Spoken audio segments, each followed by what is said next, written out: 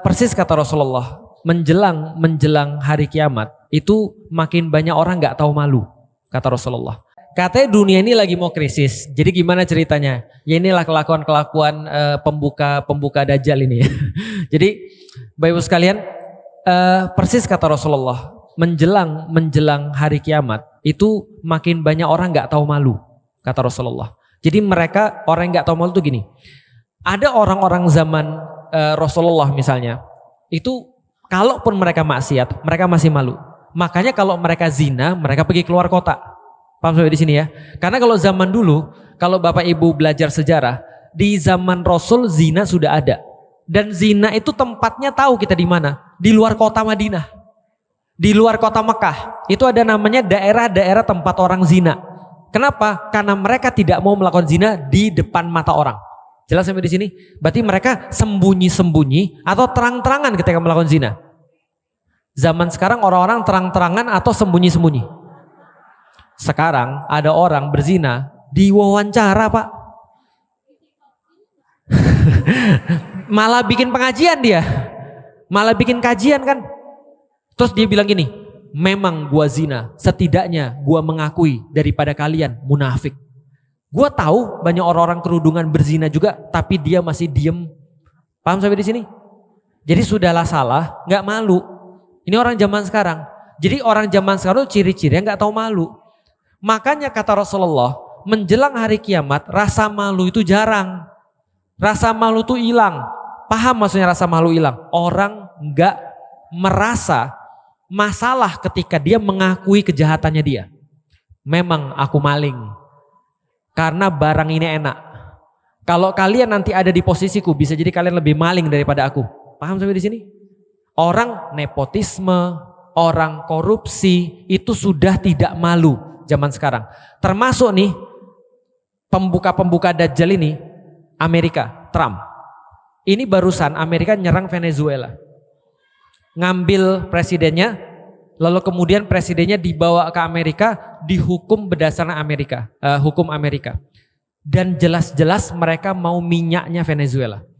Inilah pentingnya Bapak Ibu sekalian itu bukan ngaji itu bukan cuma ayat-ayat Al-Quran.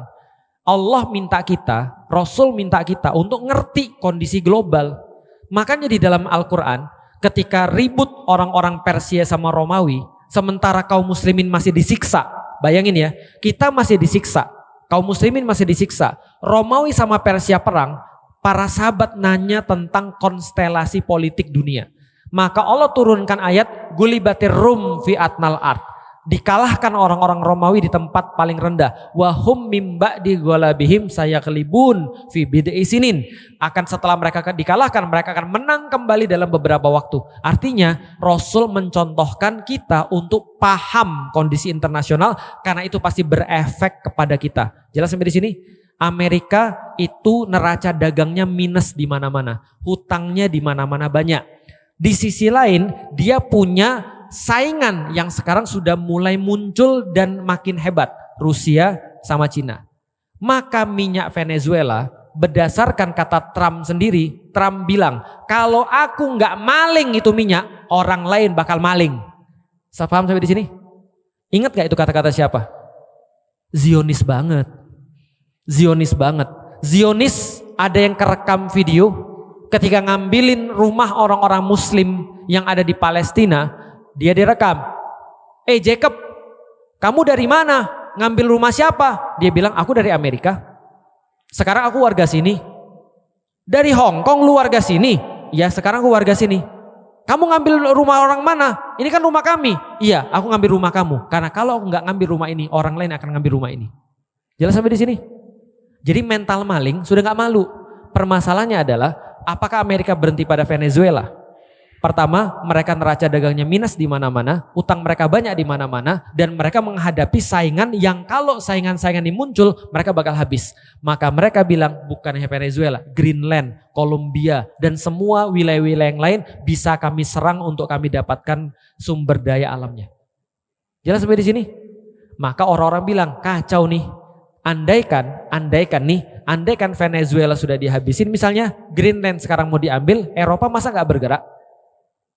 Kalau Eropa bergerak, Jerman ke sana, lalu kemudian Inggris ke sana dan segala macam ke sana, nggak mau lagi terus kemudian taat pada Amerika karena Eropa mikir dong, kalau Amerika ngambil semua ini gede banget dia bisa bikin pangkalan militer di sana, nggak aman dong kita. Eropa pasti nyerang. Kalau Eropa nyerang, Rusia nyerang. Kalau Rusia nyerang, Cina ikut. Kalau Cina ikut, Korea Utara ikut. Bisa dipahami ya? Maka orang bilang ini krisis. Kenapa? Karena nggak ada yang pasti. Kalau terjadi perang sebesar itu, sekarang aja belum perang sebesar itu, ini udah hancur di mana-mana ini ceritanya nih. Karena orang sekarang nggak mau pegang uang lagi. Kenapa? Karena serba nggak pasti. Bisnis nggak ada yang pasti. Besok dolar nggak ada yang tahu masih ada atau enggak. Bisa dipahami sampai di sini? Oke, krisis. Kalau gitu gimana kita melihat krisis ini? Pertama, tidak ada satupun yang aman di muka bumi ini. Kalau kita merasa bahwa kita aman, itu kita sebenarnya sudah ditipu. Nggak ada yang aman di muka bumi ini. Jangankan dunia krisis, nggak krisis aja kita udah susah. Jadi paham maksudnya. Tapi kan Indonesia kan jauh, Ustadz. Itu masalahnya tuh. Indonesia nggak jauh. Indonesia tuh di tengah-tengahnya itu. Pasti nanti kita disuruh milih, mau milih blok mana? Mau pilih blok Cina atau mau pilih blok Amerika misalnya. Oke, kalau gitu persiapan kita seperti apa? Ada dua. Satu, persiapan keyakinan atau persiapan iman, yang kedua persiapan yang bersifat sebab akibat. Nah, untuk itulah datang yang namanya agama. Maka ketika kita beragama, kita tahu bahwasannya kita tidak akan pernah mati sebelum Allah mencukupkan rezeki kita. Bisa difahami sampai di titik ini. Itu gunanya agama. Itu gunanya kita mempelajari tentang sirah, kita mempelajari tentang masa depan hari kiamat kayak apa. Itu gunanya kita mempelajari syariat, itu gunanya kita mempelajari qanaah, itu kita mempelajari qada wal qadar, itu gunanya kita mempelajari segala macam. Kenapa? Karena di dalam Islam kita dikasih tahu bahwasannya yang di luar gak berefek kalau yang di dalam udah beres. Paham sampai di sini? Tapi kalau di dalam gak beres, itu semua bermasalah di luar. Orang bilang makanan apapun jadi gak enak kalau lidahnya udah sariawan. Jelas maksudnya. Nah, tapi kalau kita misalnya sudah bisa beres diri kita insya Allah akan menghadapi yang lain itu lebih mudah. Jelas sampai di sini? Pertanyaan sederhana. Apakah krisis yang mungkin terjadi besok itu adalah krisis yang paling parah? Enggak. Nanti kata Rasulullah, ketika nanti Dajjal mau datang, itu kata Rasulullah, semua orang-orang di muka bumi, termasuk orang beriman, ngelihat saudaranya mati, kemudian dia bilang gini, boleh nggak kita bertukar tempat? Apa maksudnya? Dia pengen mati, gantiin orang yang mati itu. Kenapa? Karena nggak boleh bunuh diri kan? Jadi dia pengen mati, tapi nggak bunuh diri. Gimana caranya? Karena begitu sulitnya di zaman itu. Orang-orang nggak punya makanan, dia harus nyaksiin orang tuanya meninggal nggak makan atau anaknya meninggal nggak makan dan seterusnya. Ini adalah kondisi yang nanti akan terjadi paceklik sebelum Dajjal datang. Bayangin ketika Dajjalnya datang pas orang nggak punya makan, kira-kira gimana? Makanya banyak orang beriman pada Dajjal kan ceritanya. Nah, ya anggaplah kalau terjadi krisis-krisis besok itu latihan tuh. Ya kita nggak tahu sih. Kan balik lagi ya kita bilang, agama itu untuk apa? Agama itu adalah untuk kendali diri. Supaya kita bisa merespons kondisi apapun di dalam dunia ini dengan baik. Nih, aku bagi sedikit rahasia. Kata Rasulullah, kalau nanti Dajjal datang, surat apa yang kalau dihafal kita selamat dari Dajjal? Al-Kahfi. 10 ayat pertama daripada suratul Kahfi. Ada yang bilang 10 ayat terakhir daripada suratul Kahfi. Ada yang bilang seluruh suratul Kahfi. Gitu kan ya? Karena dia akan jadi cahaya. Cahaya itu untuk apa? Cahaya untuk menyinari kegelapan. Sehingga kita tahu mana yang mana. Kalau orang gak ada cahaya, maka dia gak bisa bedain, mohon maaf, mana kotoran, mana makanan. Tapi kalau ada cahaya, dia bisa lihat, oh ini makanan, ini kotoran. Bisa difahami ya? Nah, maka cahaya itu adalah untuk membedakan tipu daya. Coba lihat, kisah yang terkenal dalam suratul Kahfi adalah Ashabul Kahfi. Setelah Ashabul Kahfi ada kisah Zulkarnain. Ibu-ibu dan bapak-bapak tahu kenapa kisah Ashabul Kahfi dan Zulkarnain itu dikasih tahu sama Allah? Ada yang tahu kenapa? Aku kasih tahu ya. Ada orang Yahudi didatengin sama Quraisy. Quraisy ini sebel banget sama Rasulullah. Kenapa? Debat selalu kalah. Gak pernah menang dia debat sama Rasulullah. Maka dia tanya sama orang Yahudi, Di, kamu kan ahli kitab. Iya. Kamu berarti tahu kan tentang apa yang terjadi di dunia ini? Kan kamu ahli kitab. Iya. Kamu tahu cerita-cerita tentang dunia ini kan? Tahu. Kamu bisa nggak buat aku menang sama Muhammad dengan satu kisah yang dia nggak tahu? Karena dia tuh pembohong. Dia pasti nggak tahu semua hal yang terjadi di dunia ini. Tapi kan kamu kan ahli kitab, kamu tahu. Zaman dulu buku nggak banyak. Zaman dulu nggak ada internet. Zaman dulu orang yang punya informasi dikit dan terbatas. Maka Yahudi bilang sama orang Quraisy, gini cara membuktikan dia benar atau nggak benar. Tanya sama Muhammad tentang pemuda-pemuda yang menyelamatkan imannya. Yang kedua, tanya tentang raja yang menguasai timur dan barat. Dia bilang gitu. Yang ketiga, tanya tentang ruh.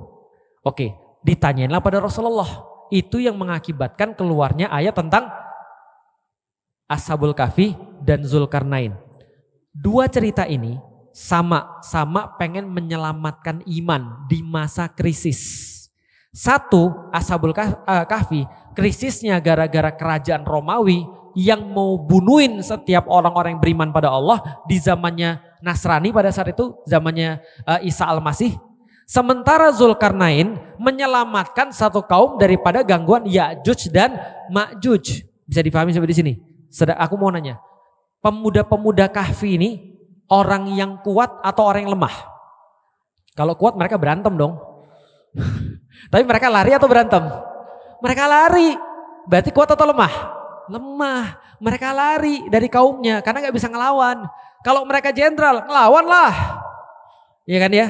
Tapi mereka bukan jenderal. Mereka cuma anak-anak biasa, pemuda yang beriman pada Allah. Gak bisa ngelawan, maka mereka lari. Karena mereka gak punya apa-apa, mereka gak disuruh ngelawan sama Allah. Disuruhnya apa? Tidur. Jelas ya?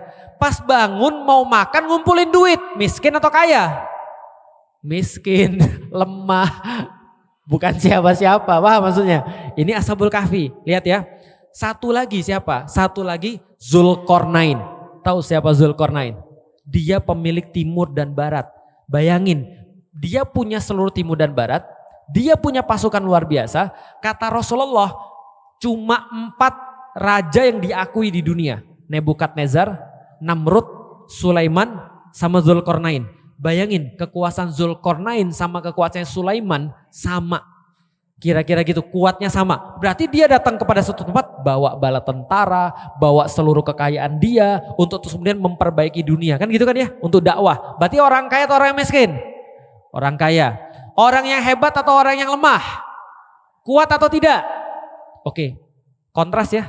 Satunya pemuda, lalu kemudian lemah, gak punya apa-apa, beli makan ada yang ngumpulin duit, gitu kan ya. Satunya lagi kuat, punya tentara dan segala macam. Tapi kesamaan mereka apa? Sama-sama menghadapi krisis.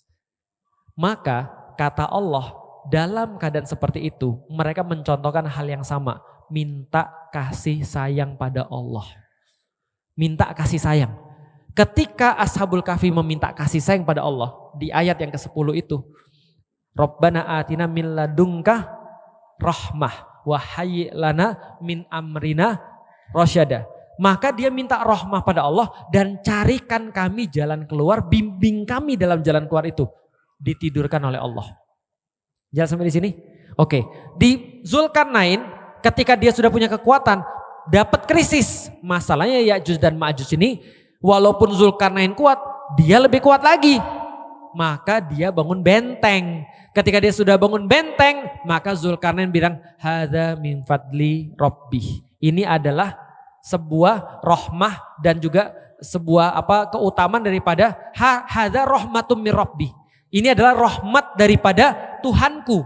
Baik, lihat mintanya rahmat, sebab akibat bikin benteng, bersyukur atas rahmah. Artinya banyak-banyak minta kasih sayang pada Allah. Nanti kalau kita sudah banyak-banyak minta kasih sayang pada Allah, yang kedua sebab akibatnya kita udah kuasai. Mulai dari sekarang harus hemat. Lalu kemudian coba cari duit dengan cara yang lain. Coba pikirin kalau andaikan besok krisis aku bisa hidup dari mana.